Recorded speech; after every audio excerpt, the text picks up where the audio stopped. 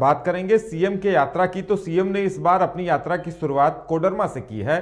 खतियान यात्रा पर सीएम हेमंत सोरेन निकले हैं, खतियान जोहार यात्रा पर। और बड़ी बात इसलिए है क्योंकि कोडरमा में बताया जा रहा है कि कोडरमा में बीजेपी की जो लोकसभा सीट है उस पर सीएम हेमंत सोरेन की नजर है। बीजेपी के जो वहां से प्रत्याशी थे, इससे पहले बीजेपी में हुआ करते थे जेपी वर्मा, वो जेएमएम का दामन थाम चुके हैं। और माना यह जा रहा है कि जिस तरह से अमित शाह ने चाईबासा से अपने दौरे की शुरुआत की है, और चाईबासा को इसलिए चुना क्योंकि वहां पर बीजेपी को करारी हार का सामना करना पड़ा है लोकसभा चुनाव में, तो अब उसी रणनीति पे चलते हुए यह भी माना जा रहा है कि हेमंत सोरेन कोडरमा से अपने इस चरण की यात्रा की शुरुआत कर रहे हैं। आखिर उन्होंने वहां पर क्या कुछ कहा है और इसके पीछे क्या राजनीतिक वजहें मानी जा रही हैं।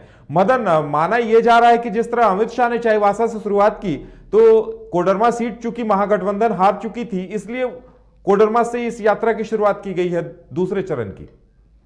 बिल्कुल, देखिए, अपनी पकड़ को मजबूत करने के लिए तमाम राजनीतिक दल जो है अब उस जमीन को तलाश रहे हैं जहां वो कमजोर हैं, और इसी कड़ी में बीजेपी ने चाईबासा को चुना, तो अब जेएमएम यानी कि महागठबंधन ने कोडरमा को चुना है।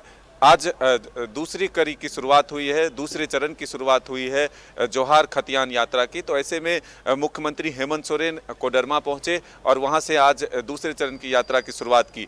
मामला यही है कि सरकार ने जो महत्वपूर्ण फैसले लिए हैं उसको जनता तक पहुंचाने हैं, साथ ही केंद्र के द्वारा जो कुछ भी किया जा रहा है उसको भी जनता तक पहुंचाना है।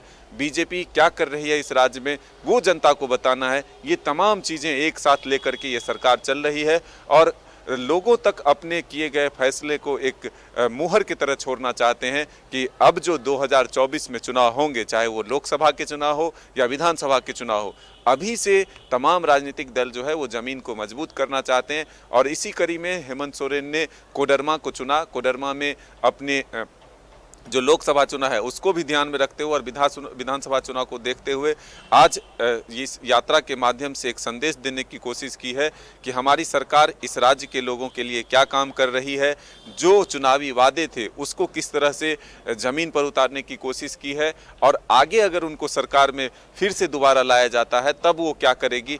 ये तीनों चीज़ें एक साथ लेकर के ये सरकार चल रही है। और कल ये यात्रा जो है गिरिडीह पहुँचेगी, फिर सिमडेगा और फिर उसके बाद सरायकेला खरसावां जमशेदपुर भी पहुंचेगी।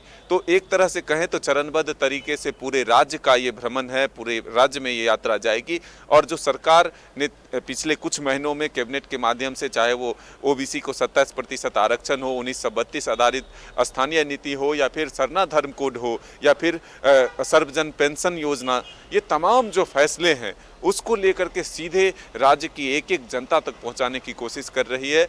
अमिट छाप छोड़ना चाहती है कि हमारी सरकार ने आपके लिए क्या किया, हमें जो आपने चुना, जो वादे थे उसको हमने किस तरह से पूरा करने की कोशिश की है। बीजेपी पर जो चीज़ें छोड़ी गई है, यानी कि केंद्र पर जो चीज़ यहाँ से भेजे गए हैं उस पर केंद्र क्या कर सकती है, क्या करने वाली है या क्या कर रही है, वो भी लोगों को बताने की कोशिश इस सरकार के द्वारा हो रहा है। तो हम कह सकते हैं कि आभार ये खतियान यात्रा जो है, इसके माध्यम से सरकार आगामी चुनाव को देखते हुए एक अपना जमीन को मजबूत करने में जुट चुका है। चलिए मदन, हमारे साथ जुड़ने के लिए और तमाम जानकारी देने के लिए आपका बहुत बहुत धन्यवाद। तो खतियानी जोहार यात्रा जिस रणनीति के तहत सीएम हेमंत सोरेन ने कोडरमा से शुरुआत की है, उसका कितना असर दिखता है और आगे पार्टी कहां तक सफल रहती है, ये तो आने वाला वक्त बताएगा।